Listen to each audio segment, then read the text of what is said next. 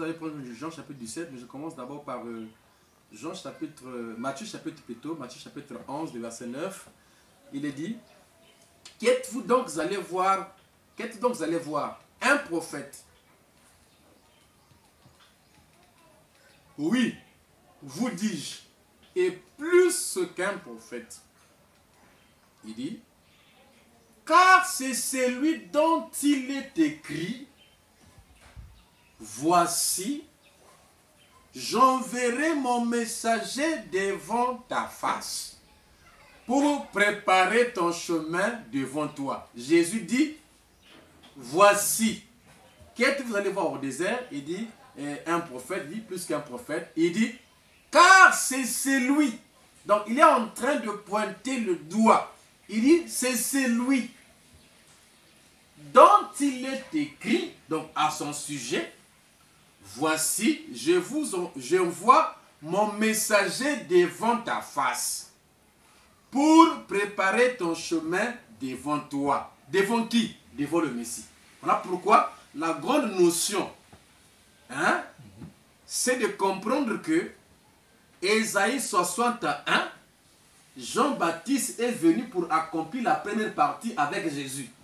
Maintenant, il dit, c'est celui dont il est écrit. Voilà pourquoi, tout à l'heure, je viens de lire Ésaïe 40. Comme le dit, c'est celui dont il est promis. Et voilà. Et puis, ce n'est pas tout. On peut peut-être tout lire ici, comme c'est une émission. Malachie chapitre 3 dit quoi? En ce qu'on peut lire Malachie chapitre 3 rapidement. Ce n'est pas seulement Ésaïe qui le promet, mais Malachie 3 parle aussi de lui. Malachie 3 parle également aussi de lui. Malachie chapitre 3. Ça parle aussi de la même personnage. Du même personnage plutôt. Il dit, Malachie,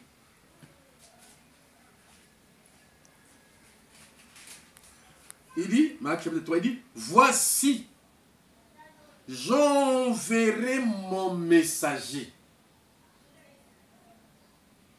Il préparera le chemin devant moi.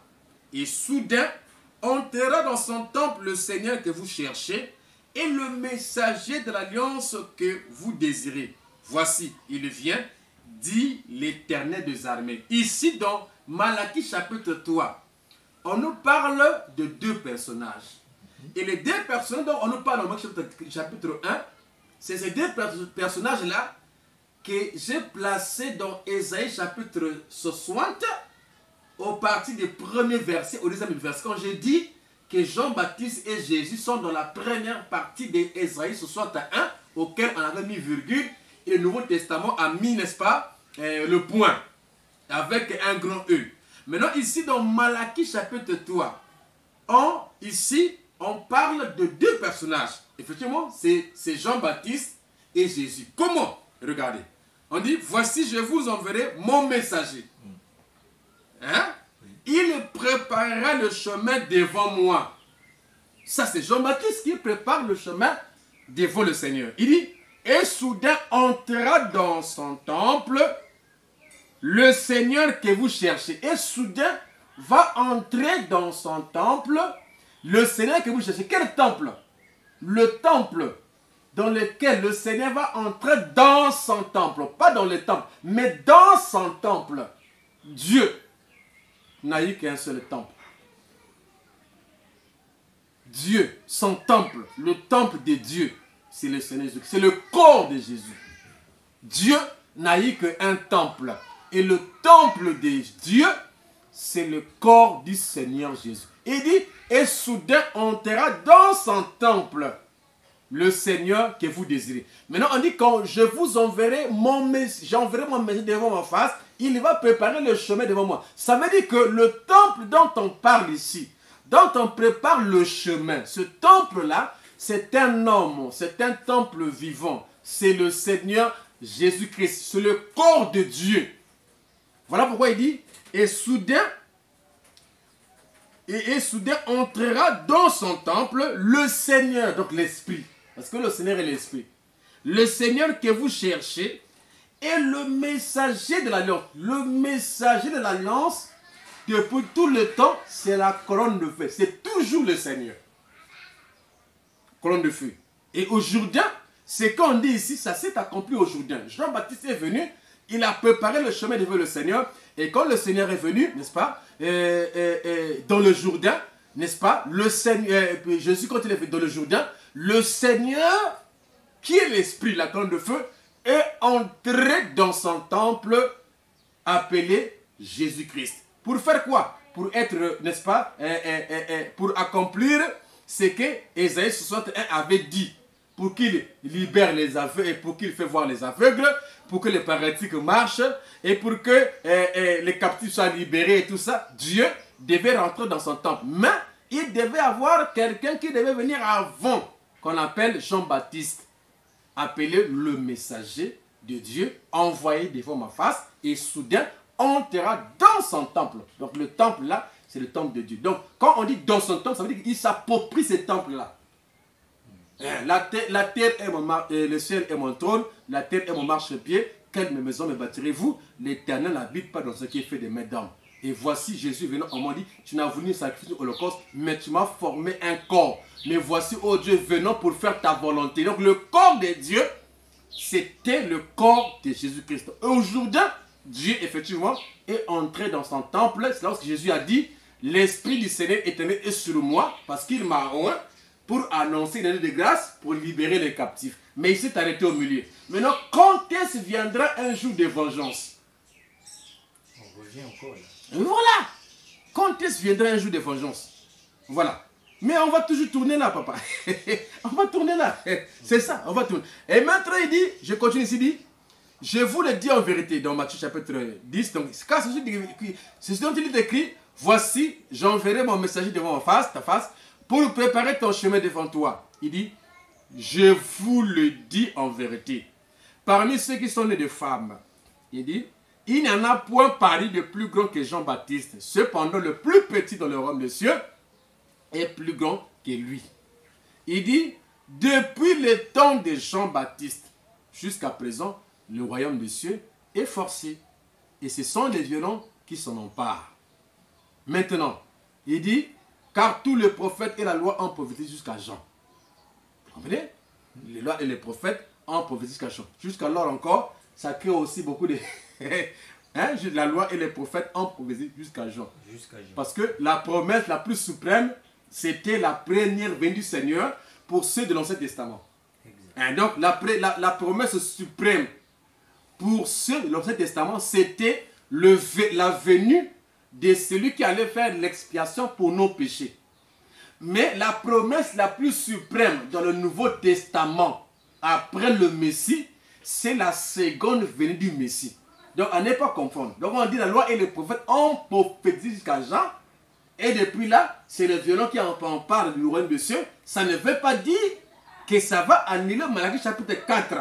Mais plutôt, cette première phase de l'Ancien Testament, d'où tous les prophètes en venant prophétiser, ils disaient toujours, ils parlaient toujours du Messie qui allait venir. Maintenant, après, donc celui qui a clôturé cette phase-là, c'est Jean-Baptiste. Et puis est venue la phase du Nouveau Testament, dans lequel la deuxième phase maintenant ici, c'est maintenant attendre, parce que la première venue, quand il est venu mourir, après là, il est parlé au ciel, il avait dit qu'il va revenir. Donc la deuxième phase du Nouveau Testament, et n'est-ce pas aussi, avant sa venue, avant le jour grand et redoutable, je vous enverrai les prophètes. Mais vous allez voir que dans ce même Malachie chapitre 4 là, il y a une chose qui est là qu'on ne voit pas.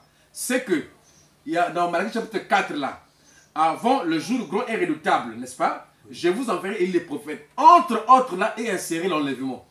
Parce que l'enlèvement ne se fera pas au jour grand et redoutable. Donc il vient pour préparer afin que quand ceux qu'il va préparer par l'évangile, par son message, qui vont éviter de tomber sous le jugement divin, parce que avertissement et puis jugement. Donc Dieu pour juger, il avertit d'abord. Et l'avertissement divin vient toujours par un prophète, comme au temps de Noé. Maintenant, quand Dieu promet, quand Dieu avertit, ceux qui reçoivent cet avertissement, qui reçoivent ce message, en ce temps-là, la promesse de l'enlèvement est pour eux. Pour la seconde venue du Seigneur. Mais maintenant, vous comprenez ça? Maintenant, le jour grand et retard, qui est un jour de vengeance, appelé jour du Seigneur, ne viendra pas quand l'épouse est sur la terre. Après, c'est après l'enlèvement. Et donc ici, il dit, et si vous voulez le comprendre, c'est lui qui est l'Élie, hein, qui devait venir. Donc, Jean-Baptiste, Jésus dit, si vous voulez le comprendre, c'est lui qui est l'Élie qui allait venir. Ouais. Mais alors que, si vous prenez la Bible, vous allez voir que dans la Bible, on n'a pas dit, le seul lieu où on a parlé d'Élie, c'est Matthieu chapitre 4. Exact. Mais, quand Jean-Baptiste est venu, n'est-ce pas, il était aussi Élie. Vous comprenez ça? Oui. Mais dans les livres de Malachie, on ne l'a pas dit Élie. Malachie 3 dit, j'enverrai mon messager devant ma face pour préparer le chemin devant moi. Donc, il n'a pas dit Élie, mais il était Élie. Donc, en ce temps-là, dans Malachie 3 et 4, on retrouve donc deux Élie. Parce que 3, on dit, j'enverrai mon messager devant ma face. Et il dit, si vous voulez comprendre, au début, là, il a dit, j'enverrai mon messager devant ma face pour préparer le chemin devant moi. Comme dit les prophètes, tout ça. Maintenant, il dit, si vous voulez le comprendre, c'est celui, l'Élie, qui devait venir. Pasteur, c'est Élie qui devrait venir. C'est la réponse que Jésus avait donnée à ses disciples. Quand je lis, il répondit, moi je suis dans Matthieu 17 ici. Il est vrai que Élie doit venir et rétablir toutes choses. Mais je vous dis qu'Élie est déjà venu et qu'ils ne l'ont pas reconnu. Donc, Jean-Baptiste est déjà venu et Élie, de son travail, rétablir toutes choses. Qu'est-ce qu'il a rétabli? Est-ce que c'est lui qui rétablit ou c'est pas lui qui rétablit? Comme il y a deux Élie dans Malachie. Oui, il y a deux Élie dans Malachie. Il y a aussi deux Élie dans Matthieu. Jésus, Malachie a parlé de deux Élie. Jésus aussi a parlé de deux Élie. Seulement, les gens ne prêtent pas attention. Voilà, parce que Jésus, en parlant d'Élie, il dit, si vous voulez comprendre, c'est Élie qui devait venir. Maintenant, dans Matthieu chapitre 17, il va parler d'un autre Élie. On peut le prendre. Il dit, Matthieu 17, verset 11, on dit, hein, on lit depuis le verset 10 là-bas, on dit, les disciples lui firent cette question. Pourquoi donc les scribes disent-ils qu'Élie doit venir premièrement? Pourquoi cette question? Parce que justement là, avant cette question, il y avait eu un événement qui était passé là, qu'on appelle l'événement de la montagne de transfiguration. Et après là, ils ont vu Élie et Moïse et tout ça, et Jésus, et la nuit, il les a couverts, tout. Et maintenant, après là, il pose la question à Jésus, pourquoi les scribes disent-ils qu'Élie doit venir premièrement? Vous voyez là? Quand les scribes posent la question, hein? Quand les scribes posent la question, Jésus est là, il a parlé d'Élie, et on lui pose encore la question sur Élie. Parce qu'à 11, il a parlé d'Élie. Il les a expliqués. Mais ici, il les a dit que non, si vous voulez comprendre, c'est Élie qui devait venir.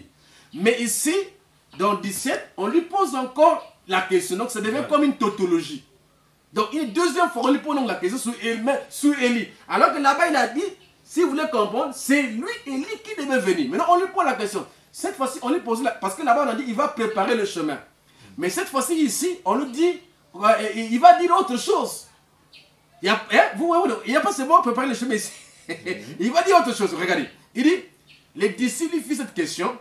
Pourquoi donc les scribes disent qu'Élie doit venir premièrement? Il y répondit, la réponse de Jésus. Il est vrai qu'Élie doit venir. Il ne dit pas qu'il est vrai, Élie est déjà venu.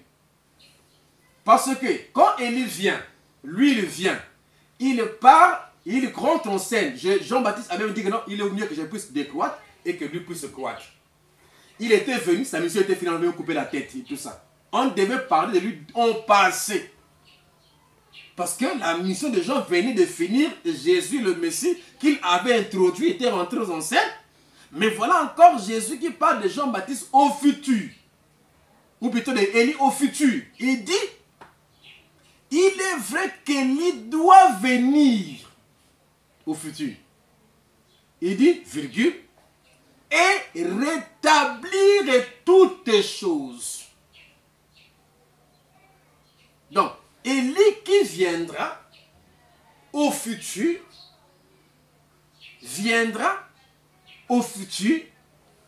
pour rétablir toutes les choses. Mais quelles sont les choses qu'il va rétablir? Parce que ici, nous sommes dans le domaine de la parole. La Bible, c'est la parole de Dieu. Exact. Il n'y a pas de matériel qui va rétablir. On va prendre une brouette là-bas, ou bien je ne sais pas, les pelles là-bas, je ne sais pas ce qui va rétablir. Ou bien il va devenir un maçon pour bâtir un temple à Dieu. Qu'est-ce que Élie va finalement rétablir? Il dit qu'Élie doit venir et rétablir toutes choses. Ça veut dire quoi? Quand on dit rétablir, ça veut dire que c'est une chose qui a été établie, mais qu'on avait démolie et qu'il faut rétablir. C'est ça le rétablissement. Donc, Élie qui doit venir, doit rétablir. Donc, rétablir veut dire établir à nouveau. Voilà pourquoi dans Malachie chapitre 4, il est dit, il ramènera le cœur des pères vers les enfants. Ou plutôt les cœurs des enfants vers les pères. Donc, les pères, ce sont les apôtres. Maintenant, comment lui devait le faire? Il devait le faire en rétablissant les principes de la parole depuis le jour apostolique.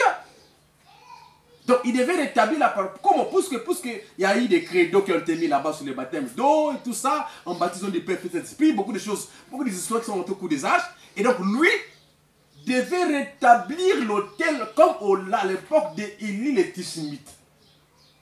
Il devait rétablir l'autel. Mais or que Jean-Baptiste n'a pas rétabli. Jean-Baptiste a prêché un message de repentance, disons aux gens de croire celui qui viendra après lui, c'est-à-dire le Messie. Il n'a rien rétabli. Il n'a rien rétabli. Son ministère n'a pas mis du temps. Il n'a rien rétabli.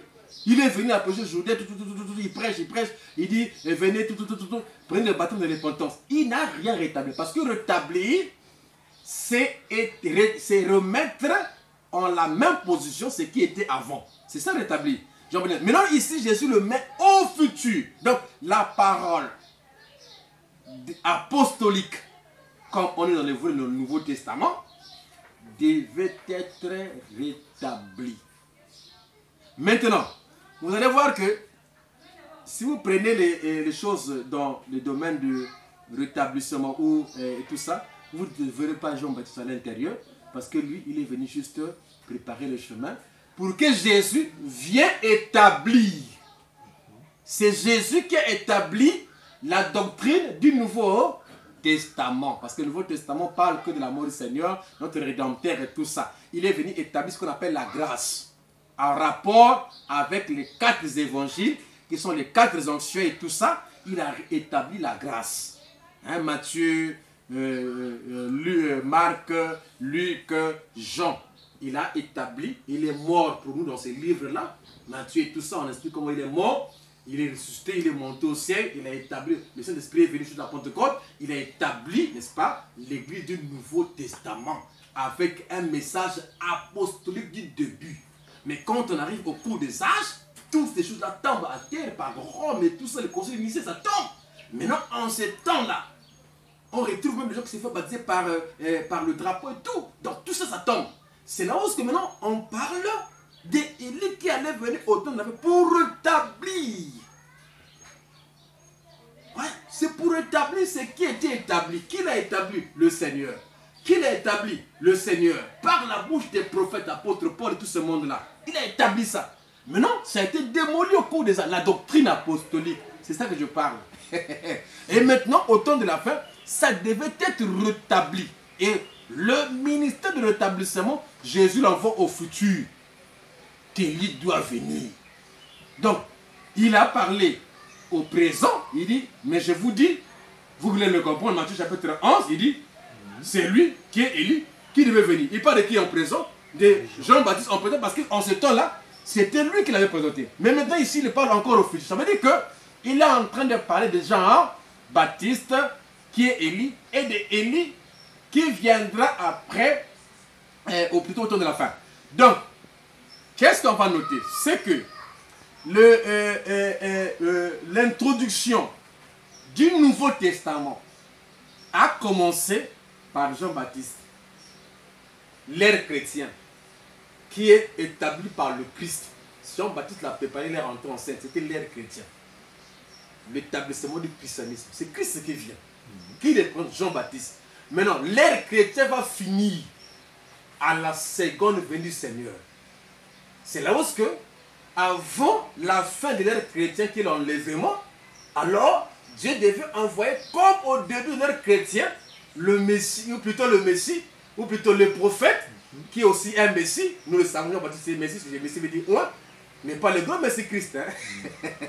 Ça aussi, on pourra penser un jour tout ça. Donc, il envoie un prophète pour que ce prophète, comme Jean-Baptiste, puisse préparer le chemin du Seigneur. Mais sauf que cette fois-ci, il ne prêchera pas la repentance simplement, ouais, mais en prêchant, il rétablira toute chose. Parce que Jean-Baptiste, son message était centralisé par la repentance. Or, la repentance, ce n'est pas vraiment toute la parole. D'accord, pasteur. Voilà. Et donc, il devait venir et emmener la parole en entière, rétablir, pour que la parole rétablisse la foi. D'accord, pasteur. Est-ce que